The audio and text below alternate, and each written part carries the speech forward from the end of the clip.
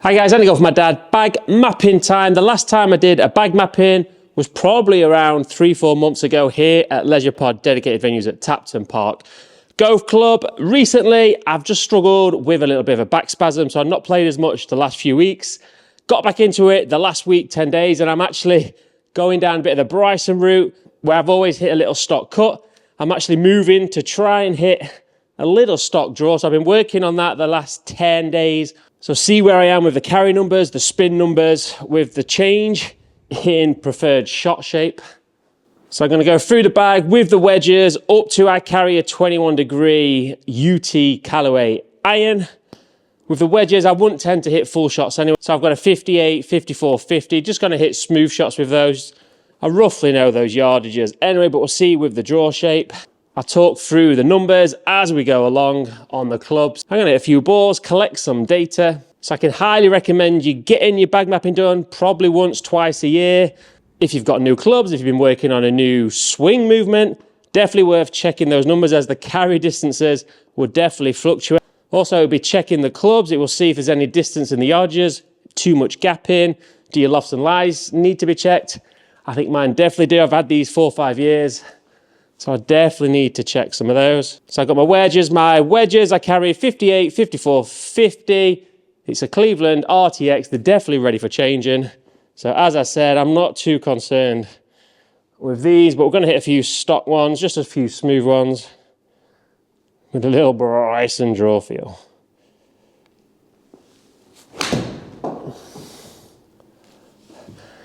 Here's that little Bryson draw straight away.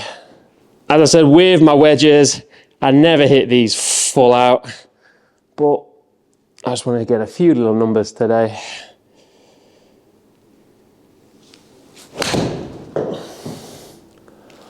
Definitely got that little draw going on. So as my 58, I'd expect this to go 90 to 100 yards, which already it's hitting that 90 number. So I'll go through these guys.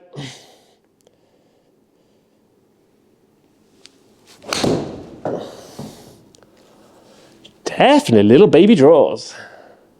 All right, move on to the 54 degree.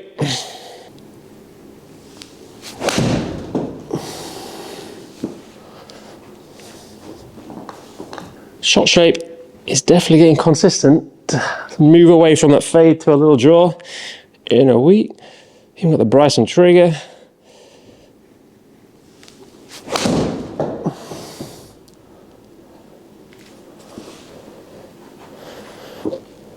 So my 54, it's first up, little smoothie here's 120, that's carried 119, so this is where I'd expect it, but I am really enjoying this little yarder draw.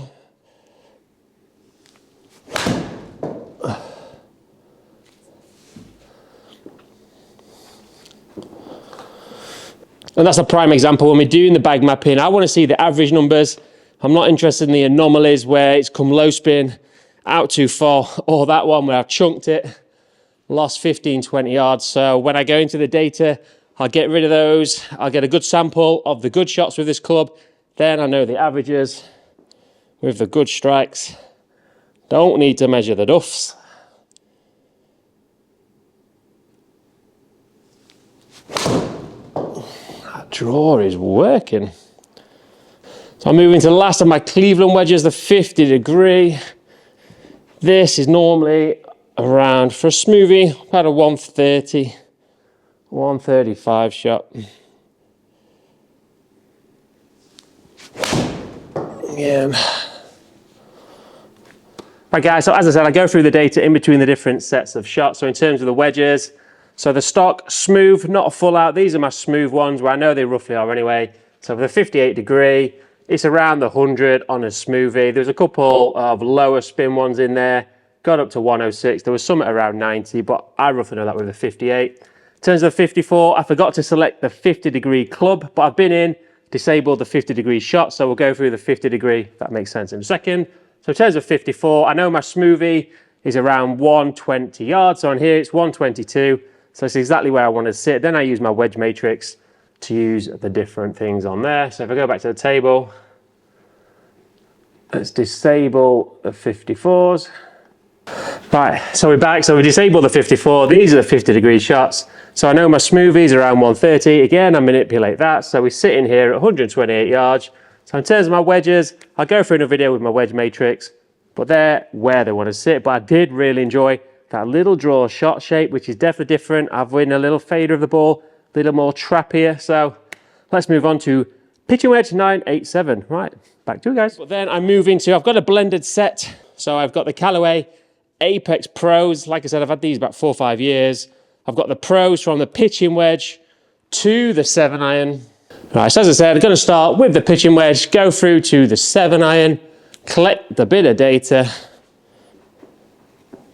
So as I said, bag mapping, a few ways of doing it. Obviously, if you can get access to launch monitors, fantastic pieces of equipment. So if you've got one near you, if you're in the Chesterfield area, I'll leave the booking description to Leisure Pod. So definitely worthwhile getting yourself booked in. There's other ranges, or the old school, you can go to a field, you pace them out, but we've got to get to know those carry distances, and you can dial the data in as much as you want to, but for today, I just want carry and the spin numbers. So I'll hit a few, collect some data, guys, and get back to you. Pitching wedge.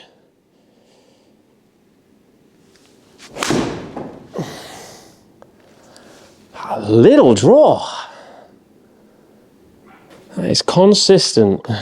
It's not Bryson, it's Brydad. All right, on to 9-iron. Again, the perk of being able to hit indoors and use this is that we can use the gamer ball as well. So I can collect the data, not with range balls. I know some ranges you can get the optimization on there, but I don't think you can really be using the actual gamer ball and get that real life data. All right, 9-iron.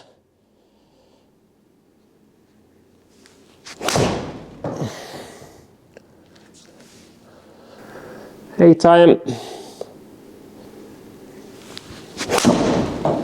That's the one. So guys, into the 7-iron. That's flushed. So I'll go into more detail on other videos what I'm actually working on, but I'm actually incorporating a bit of a Bryson feel where for the lead arm, I've gone internally rotated, and on the wrist, we're bringing it back here. Elbow is pointing more to target to try to really eliminate the big left. Got the new Bryson triggers going on. Trying to hit this nice little draw, but not overdoing it.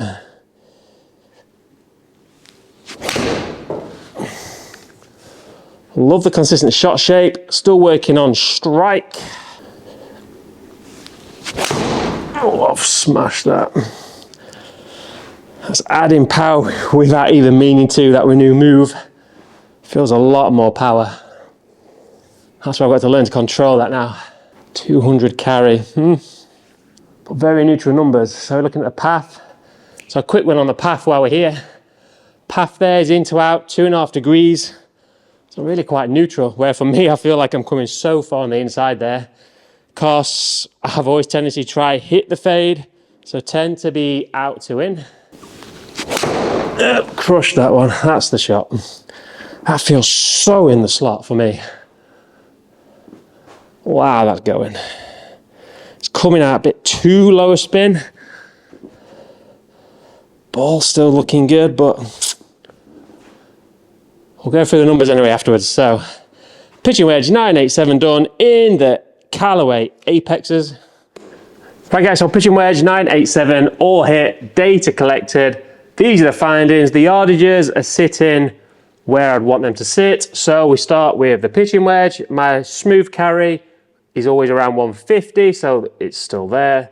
The 9-iron, 167, it's around 165, 167. 8-iron, normally it was around 178, it's pushed to 180, but there's a couple of reasons for some of these also. With the 7-iron, averaging 195. Again, I use my stock as about 190, but as you can see, I'm working on that little draw, so it's going to add a little bit more distance. But the one thing I need to keep a check on is in terms of spin here.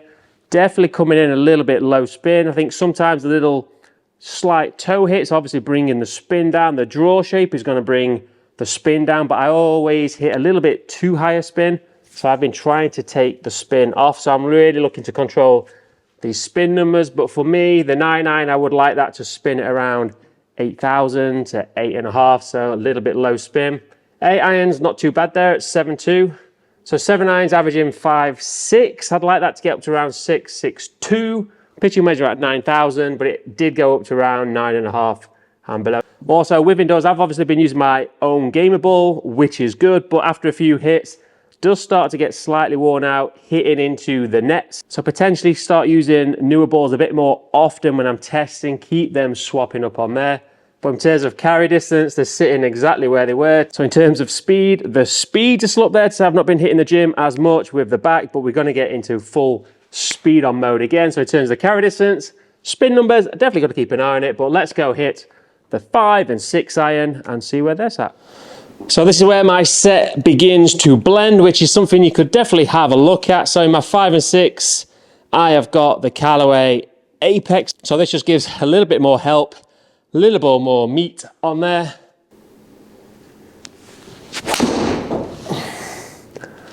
And that's where it helps. Little toe strike, not the best of strikes, but 207 carry.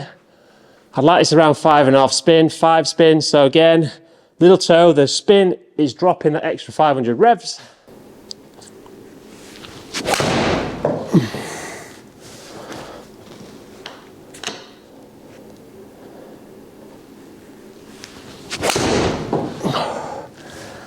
That is absolutely flushed. Wow, I love that feeling.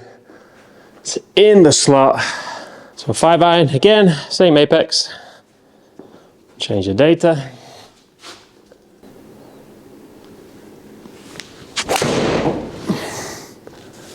Absolutely flush, that one. Right guys, 5 and 6-iron data is in. Really impressed with these numbers again. The 6-iron, carry distance 212. It was averaging around 210 before. So with the 5-iron, I flushed the first shot on there. Couldn't hit that any better. It's a shot shape I want to hit. Little 5-yard draw. Carried 225, which is where that 5-iron, the 24-degree 5-iron, sits on there. Really impressed with that. The spin numbers for the 5-iron, really good. 6-iron, again, the spin numbers a little bit low, but a couple of those were little slight toey strikes. So with the new move, really got to focus on not getting too much into that toe, getting a bit steep, which is de-lofting the club and taking too much spin off the ball. But work in progress, only been a week, really impressed with it so far. So those numbers, definitely pretty good with the gap in throughout the bag so far. So 2 clubs left to go.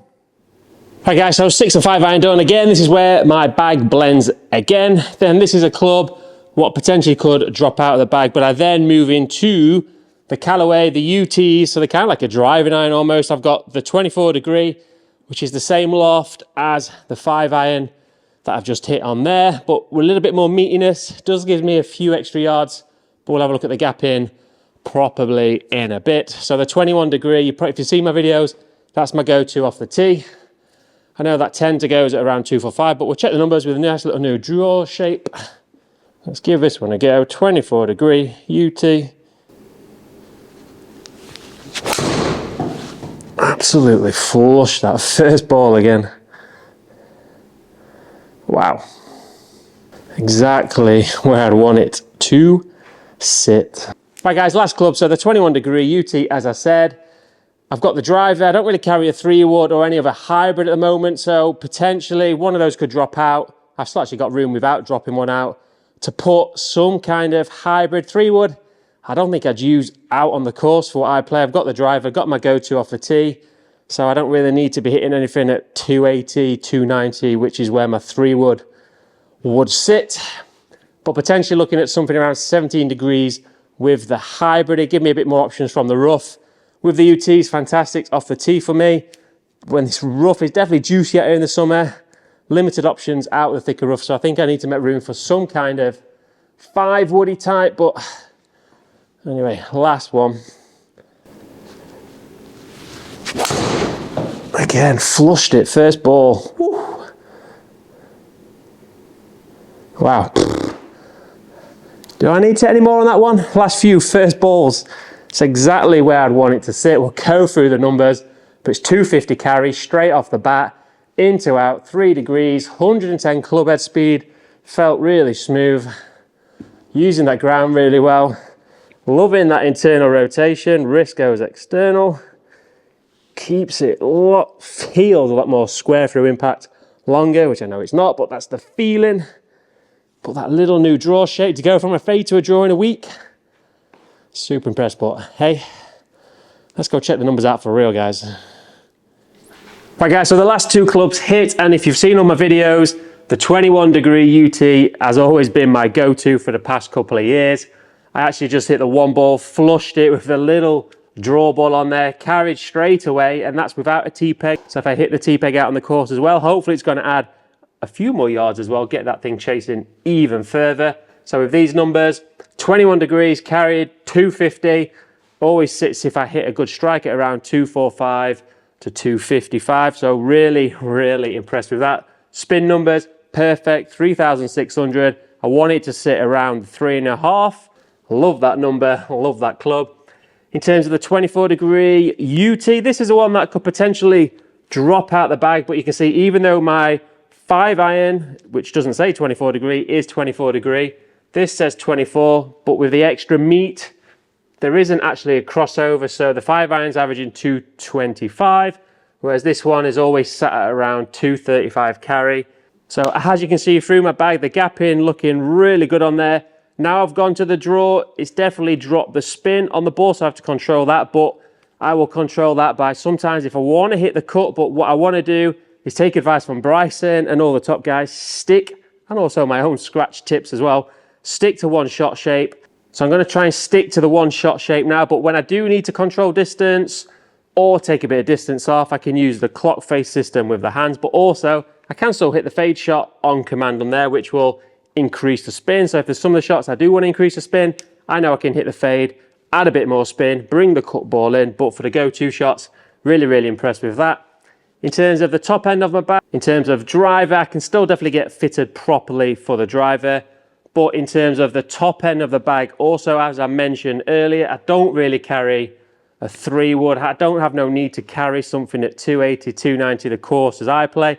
I don't play the courses like Bryson does, so I don't need to be carrying it at 280, 290, but I would like something in the bag what gives me more options out of this thicker rough, where, as I mentioned, the 21 degrees, there's not much forgiveness to get that ball out of the thick rough. So if I'm coming in from 200 to 250 yards out of the rough, I think I need to be looking at some kind of 5-wood to stick into that bag, give me some more options on that.